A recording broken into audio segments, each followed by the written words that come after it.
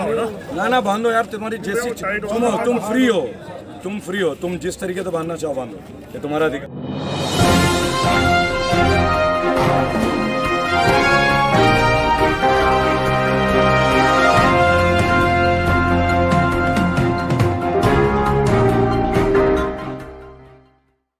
जय हिंद। जय भारत में रेबल सदानंद पति और अपने मीडिया के तमाम साथी भाइयों का मैं धन्यवाद देना चाहूँगा कि निष्पक्ष होकर आप लोगों ने अपनी जिम्मेदारी को बहुत अच्छे से निभाया।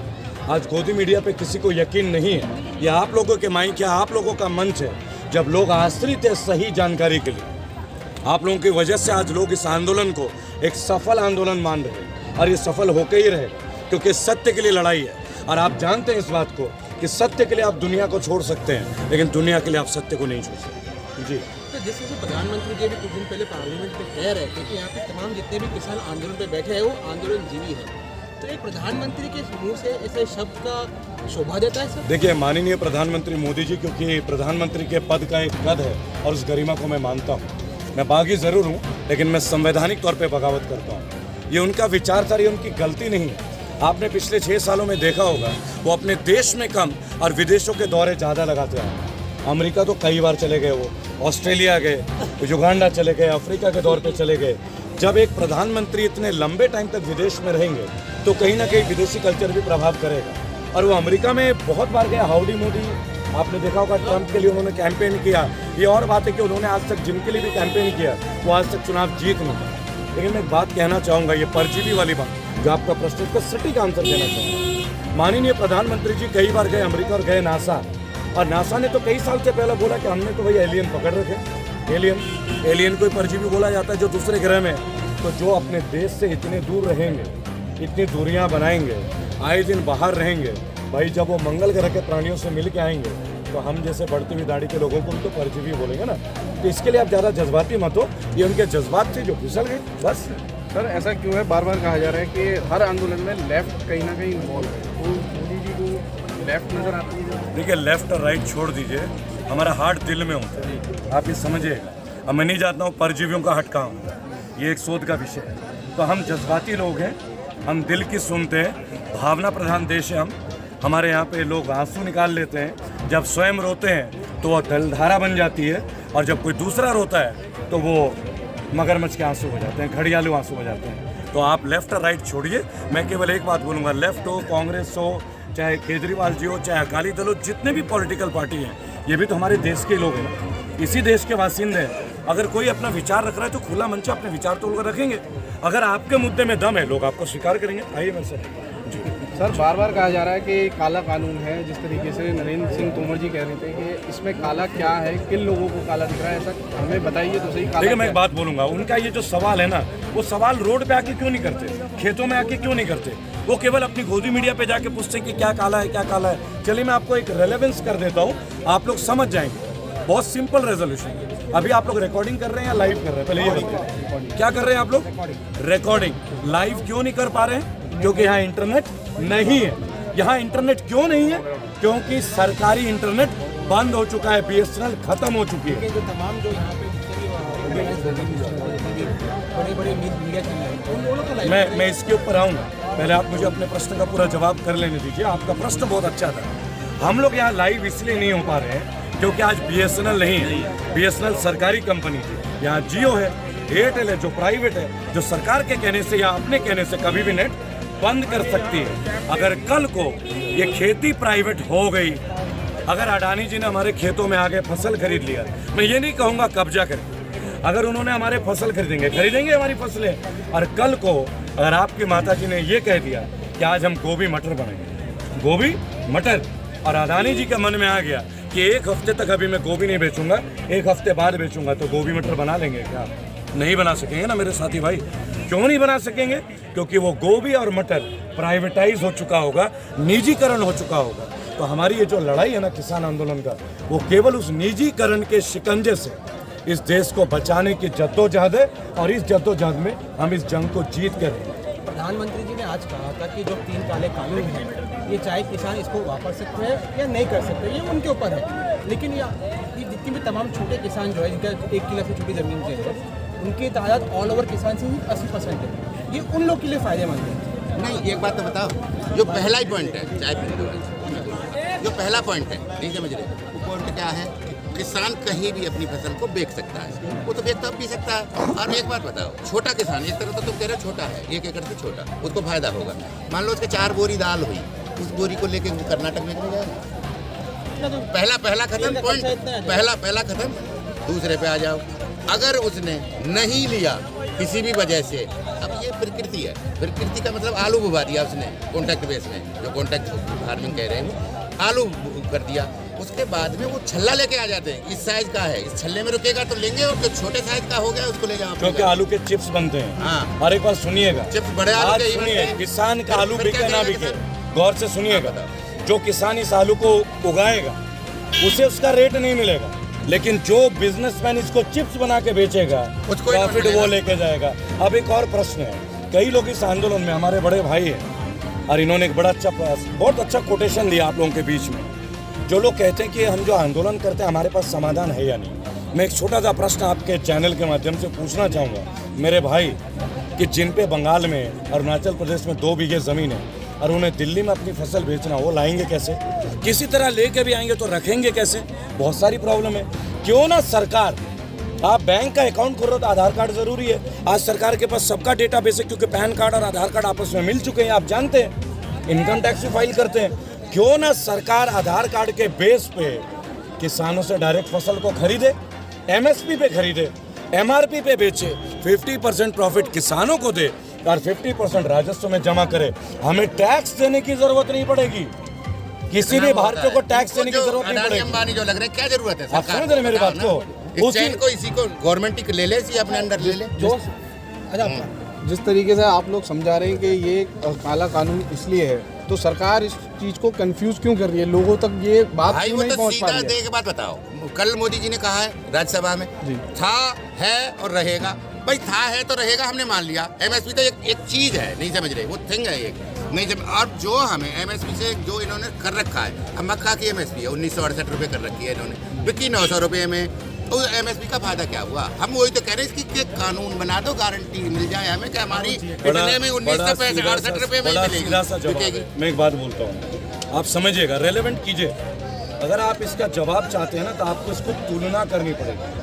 अभी मैंने आपके एक सवाल में 2 चीज़ों का तुलना किया, privatisation of data, privatisation of crops, निजीकरण आपके इंटरनेट के डेटा का और निजीकरण आपके फसलों का। अब एक और बात कर लेते हैं सर, निजीकरण के ऊपर ही हम बात आ जाते हैं। आज आप 30 रुपये का पेट्रोल है, पेट्रोल की जो कीमत है, purchasing value, that is 30 rupees पर लीटर, 30 रुपये प्रति लीटर, उसमें 70 रुपये का टैक्स लगता है, 100 रुपये। और वो सरकार हमसे बगैर पूछे 70 रुपये का टैक्स लगा के हमसे इतने सालों से वसूल रही है, चाहे वो कांग्रेस की रही हो, चाहे बीजेपी की रही हो, चाहे कोई भी रहो। लिया तो गया, अब तो ये 100 कर रहे हैं। एक जमाना था जब स्मृति ईरानी जी ने चूड़ियां भेजी थी माननीय मोदी जी को, उनको, मनमोहन सिंह जी। क्यों?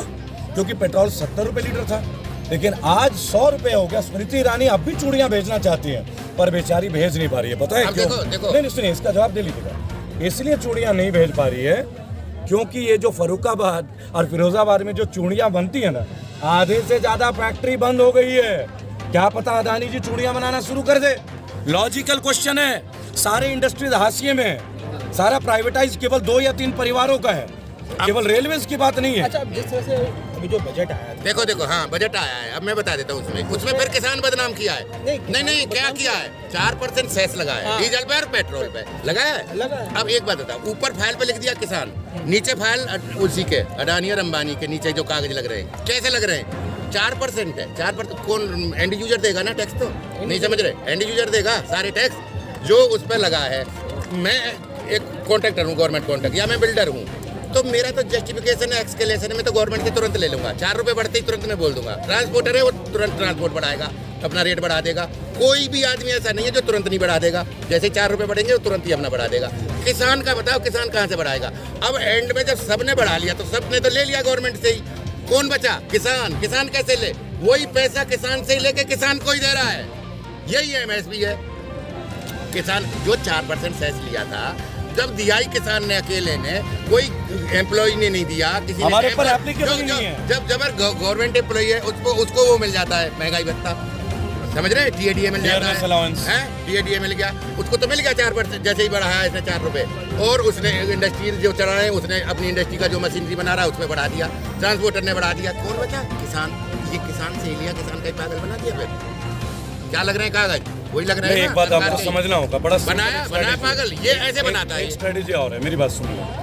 कान को पकड़ना है तो सीधे ही पकड़ लीजिए, बार बार हाँ, बार-बार घुमा-घुमा के क्यों पकड़ता है? अच्छा, दूसरी एक बात आपको, एक बदनाम बात, किसान कर आप दिया। एक युवा पत्रकार हैं, हम सभी, आपको पहले इस टेन्योर को समझना होगा कि ये सभी बिल जो हैं वो एक क्रमबद्ध तरीके से क्यों किया जा रहा है। आप समझिएगा, कोरोना काल में PM केयर फंड बना, जबकि प्रधानमंत्री राहत कोष तो सालों पहले बना हुआ है, और वो PM केयर फंड बनते ही वो RTI के दायरे से बाहर हो गया। समझिएगा इसका तात्पर्य क्या है। दूसरी बात पे आते हैं, कोरोना काल में आते ही इन्होंने फास्टैग लागू कर दिया। फास्टैग क्या कोरोना में जरूरी था? जब लोग घर से बाहर निकल ही नहीं रहे थे तो फास्टैग की क्या जरूरत थी? और अब ताजा उदाहरण देखिए, इसी कोरोना काल में इन्होंने हाई सिक्योरिटी नंबर प्लेट पकड़ लिया, फिर 1000 से की सिक्योरिटी। अरे भाई, हम कौन सा अफगानिस्तान युद्ध में जा रहे हैं? हम कौन से साइबेरिया जा रहे हैं? हम कौन से सीरिया जा रहे हैं जो हमारी गाड़ी में हाई सिक्योरिटी प्लेट चाहिए? लॉजिक समझिएगा, आपकी प्रणाली मजबूत होनी चाहिए, लेकिन इनको उसमें भी पैसे चाहिए। कोरोना काल में विभिन्न तरह के चालान, आज जो विभिन्न तरह के चालानों में बच गया है ना, तो समझ लीजिए मौत के कुएं से बच के आए आप। सौभाग्यशाली महसूस कर लीजिएगा। अगर स्पीड का चालान नहीं कटा, मास्क का चालान नहीं कटा, 3 आदमी से ज़्यादा गाड़ी में बैठ गए तो चालान नहीं कटा, फास्टैग का नहीं कटा, और अब ये ताज़ा सिक्योरिटी प्लेट। इस सरकार को केवल इनकमिंग है, इस सरकार का जनता के लिए आउटगोइंग कुछ भी नहीं है। NHI की रोड है या PWD की रोड है, सब ठेके पे दे रहे हैं ये, और बेच दिए कुछ ज्यादा। सुनो, बहुत सारी बेच दी हैं NHI की जो रोड है। अब वाहन जो लेगा किसान 10 साल से ज्यादा ट्रैक्टर नहीं चलाएगा, है ना, उसकी लिमिट खत्म हो जाएगी।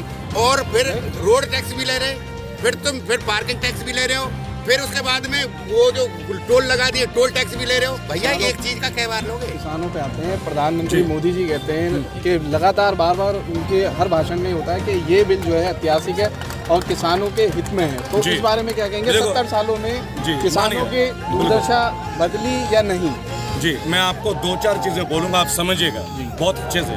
आज तक कभी इनकी गवर्नमेंट ने ये कहा है कि हमने कोई गलती की है? ठीक है, बताओ। आज तक कभी इन्होंने अपनी किसी चीज की कीमत कम आंकी है? नहीं। इन्होंने बोला अच्छे दिन आएंगे, आए। इन्होंने बोला 100 स्मार्ट सिटी बनाएंगे, एक भी स्मार्ट सिटी बनी? नहीं। इन्होंने बोला 5 लाख करोड़ हमारा GST में कलेक्शन हो गया।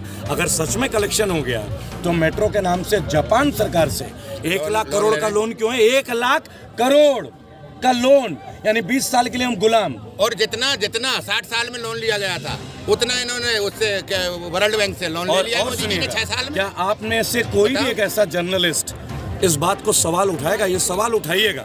इस सरकार के पहले तक हम RTI से अपनी इंक्वायरी करते थे, RTI का जवाब आता था। अब RTI का जवाब नहीं आता, और तो छोड़िए, अब जो राहत कोष में हम दान दे रहे हैं वो भी RTI से बाहर हो जा रहे हैं। कारण है, मैं इसका बता देता हूँ। इसका एक तरीका था, इन्हें मालूम था कि हो सकता है आने वाले टाइम में अब हमारी सरकार ना आए, तो विभिन्न ठेके दे के अपने पार्टी के लिए फंड, ये कोरोना के नाम पे चलान पार्टी के लिए, फास्टैग का नाम का, पेटीएम का अचानक से उठना। ये भारत की पहली सरकार है और भारत के पहले प्रधानमंत्री हैं जिन्होंने अपने कार्यकाल में 23 सरकारी कंपनी बेच दिए, एक भी सरकारी कंपनी लगाया नहीं। ये पहले सरकार है, पहले स्कूल कॉलेज नहीं बना। सुनिए, और आज भारत जो कि शिक्षा जगत का बेताज बादशाह रहा है, बेताज बादशाह, हमने विश्व को नालंदा दिया, वर्ल्ड की पहली यूनिवर्सिटी, वर्ल्ड की पहली यूनिवर्सिटी, ठीक है ना। और आज भारत का एक भी यूनिवर्सिटी टॉप 10 में नहीं है। आप समझिएगा, आज बच्चों को छात्रवृत्ति नहीं है, आज पेंशन नहीं है, इन माननीयों को सब मिलता है, 2 pension, 3 pension, income tax free salary, बहुत सारे मुद्दे हैं। और एक लास्ट चीज़ मैं आपको शेयर करूंगा, आप उस चीज़ को गौर कीजिएगा। आज ONGC प्रॉफिटेबल कंपनी, उसमें FDI, ये किसान बिल क्यों लाया गया? आपको पता है क्यों लाया गया? इसका एक लक्ष्य था कि प्राइवेटाइज डायरेक्ट बोलेंगे तो भारत के लोग विरोध कर देंगे, लेकिन अगर ये किसान बिल लागू हो गया तो सबसे पहले विदेश के तमाम कंपनी जो है वो आके यहाँ 100% FDI में घुसेंगे। आपने ईस्ट इंडिया कंपनी सुना था ना भाई साहब? अब ईस्ट इंडिया कंपनी नहीं आएगी, लेकिन अब अडानी अमेरिकन कंपनी के साथ मिलके यहाँ भी हस्तक्षेप करेगी। और तब आप अपने ही खेत में अपने बच्चों को घुमाने लेने के लिए आओगे ना, तो पहले आपको ऑफिशियल परमिशन लेनी होगी कि सर मेरा बेटा छुट्टियों में आया है, क्या मैं अपने खेत दिखा दूं?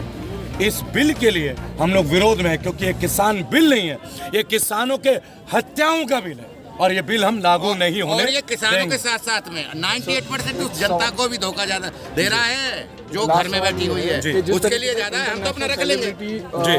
खुलकर किसान आंदोलन का समर्थन कर रहे हैं जी। और जिस तरीके से एक बाढ़ सी आ गई ट्वीट की इंडियन सेलिब्रिटी और क्रिकेटर की कि ये हमारा इंटरनल आंतरिक मामला है, तो इस बारे में क्या? देखिए, मैं एक बड़ा छोटी सी बात बोलूंगा आपको। इंटरनेशनल और नेशनल, आज जमाना गूगल और इंटरनेट का है, आप समझिएगा। सुंदर पिच्चे भी भारतीय मूल के हैं जो गूगल के सीईओ बने हैं और बहुत ही गरीब परिवार से निकले होंगे, राइट।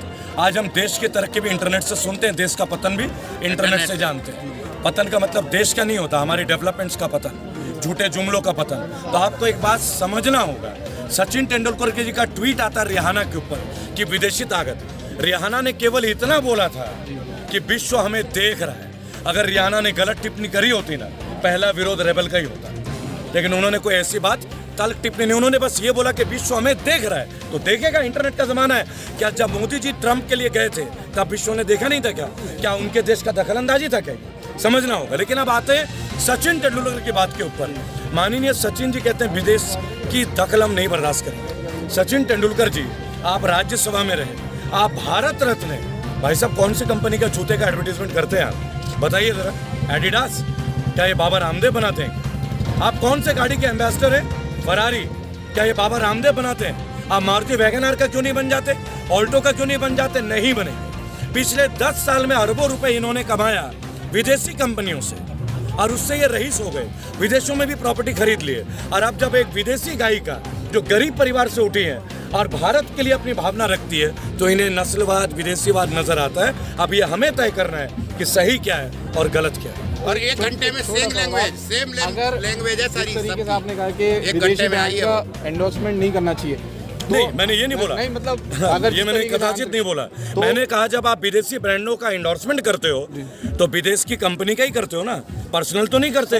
तो विदेशी लोगों के भी तो कमेंट आएंगे हमारे लिए। अक्षय कुमार पे आते हैं तो वो कनाडाई नागरिक हैं, तो उनको क्या लगता है कि देश हित में उनको कनाडा की नागरिकता छोड़ देनी चाहिए? देखिए, मैं सर्वप्रथम आपको आपके वीडियो से एक बात बोलना चाहूँगा।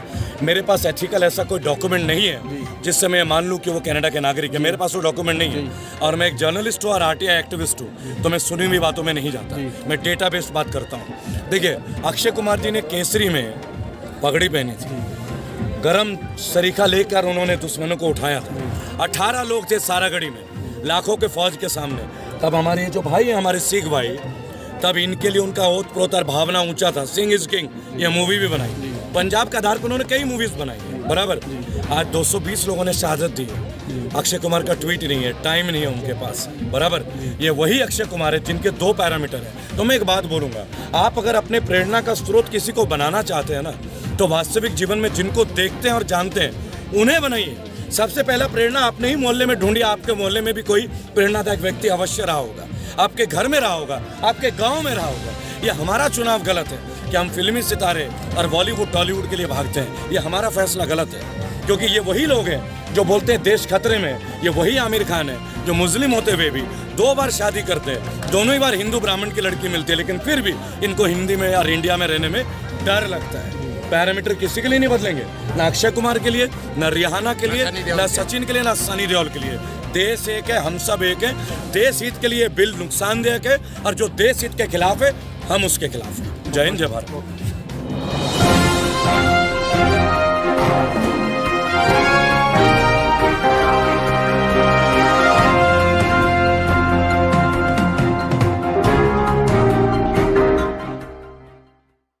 किसान आंदोलन की लगातार अलग अलग तस्वीर देखने को मिलती है, लेकिन एक तस्वीर ये भी है जहाँ पर एक अस्पताल का क्लिनिक का इंतजाम किया गया है, जहाँ पे किसानों को, जो बुजुर्ग हैं उनके लिए दवाई का इंतजाम हो, जो बीमार हैं उनके लिए टैबलेट हैं, दवाइयाँ हैं।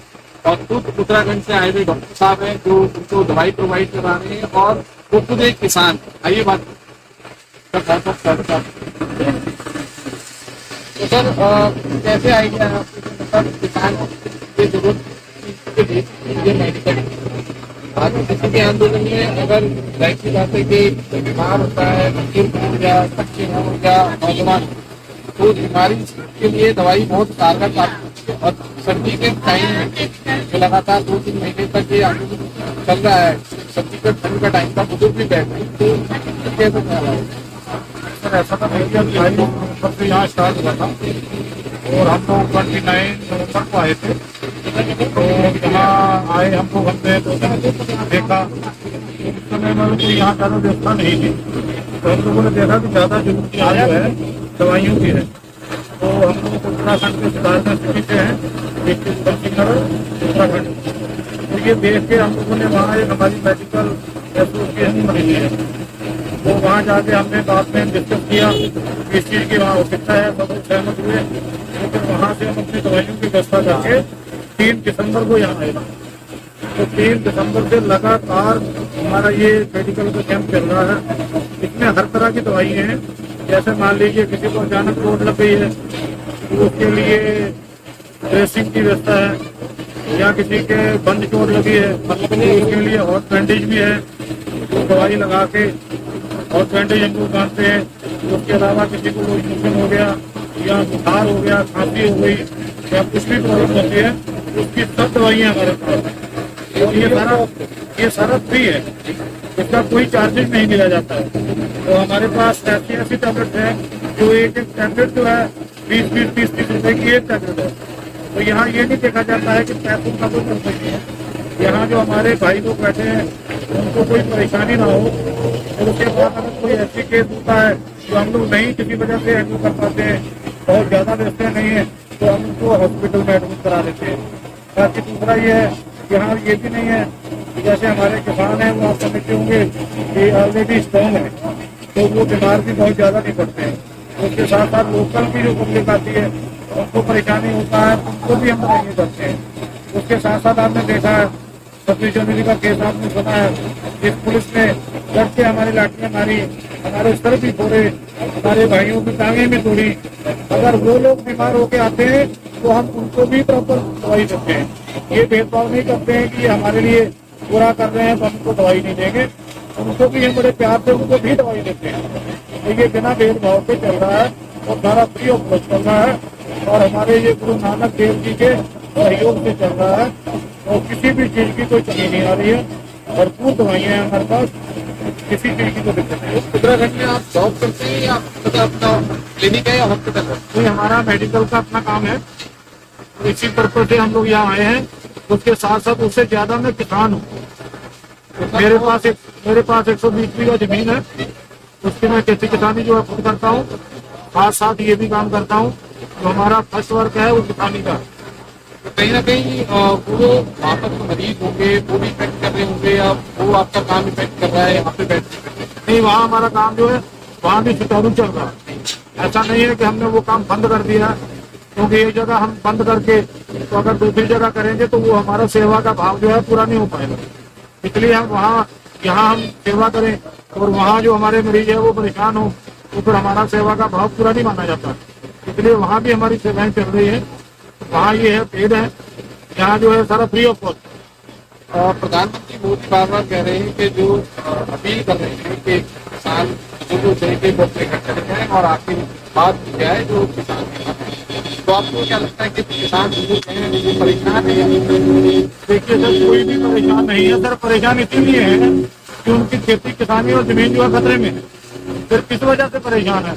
ना तो वो आज तो देखिए ठंड कम हो गई है, वो एक दो दौर भी था कि पूरा दिन आदमी जो था ये कहता था कि मैं कम्बल ओढ़ के बैठा रहूं। जब उस दिन परेशान नहीं हुए तो आज क्यों होंगे? सबसे बड़ा ये है कि अफसोस की बात ये है कि ये हमारा जुम्मेबाज प्रधानमंत्री है। तो ये अगर ये अंतरात्मा से चाहता है कि हमारे बुजुर्ग हैं, महिलाएं हैं, बच्चे हैं, घर बैठे हैं, तो क्या मुश्किल है? जो चीज हमको नहीं चाहिए वो जबरदस्ती हमारे क्यों थोपी जा रही है? तो बिल वापसी नहीं तो घर वापसी नहीं। अगर बिल वापसी नहीं होगी, घर वापसी भी नहीं होगी।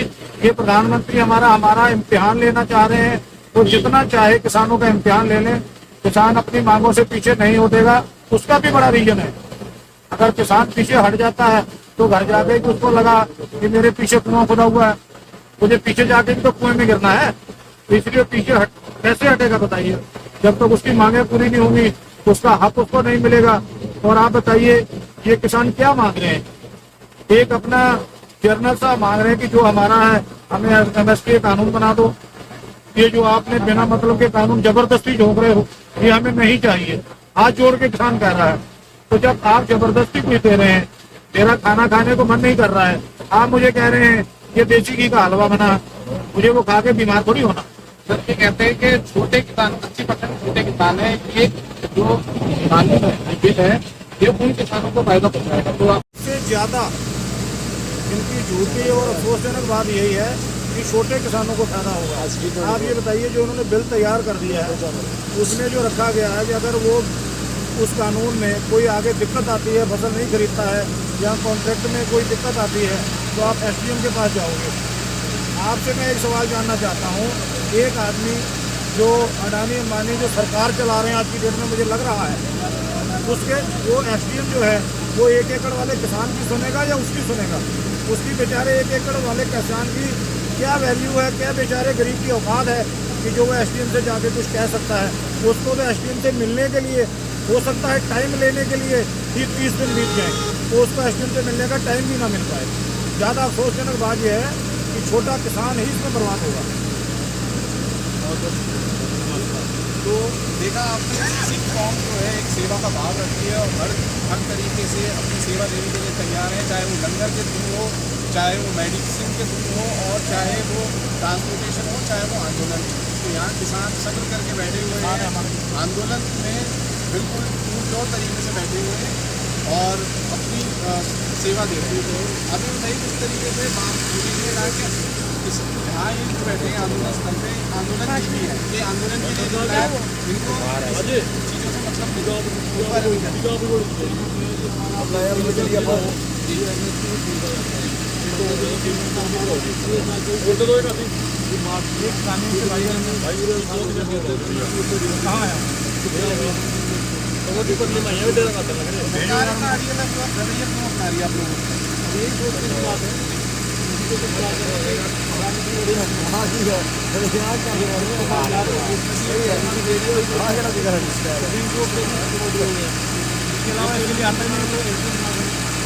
पानी में घोल खोल के सरकार के साथ और यहाँ पाउडर डाल के जैसे मंजन करके जैसे